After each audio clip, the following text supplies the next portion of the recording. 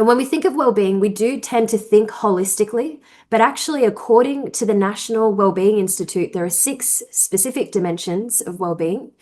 As I talk through these 6 dimensions, as I talk through this concept, I'd love for you to sit back and think, what is the one that you give the most energy to in your life, in your space right now?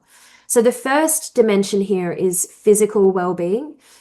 We do need to feel physically fit or physically able to feel well.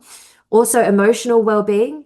We have social well-being, our social circle, our social safety of our environment, occupational well-being, our intellectual well-being, and then also our spiritual well-being.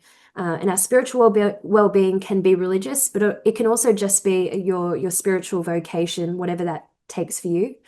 And each of these 6 dimensions, they're actually heavily interconnected. So if one area is strong, it helps to uplift the other dimensions. But if we lose connection to one of those areas, it actually can drag down everything else. So holistic well-being really works well when all 6 are whole. And if we are not feeling whole, a really good exercise is to look at all 6 and to think, what is the missing component here? What is not working for me right now? What is the component of the 6 dimensions that I do need to work on? And so I'd love to revisit the question that I asked before. Which of the 6 do you give the most energy and focus to?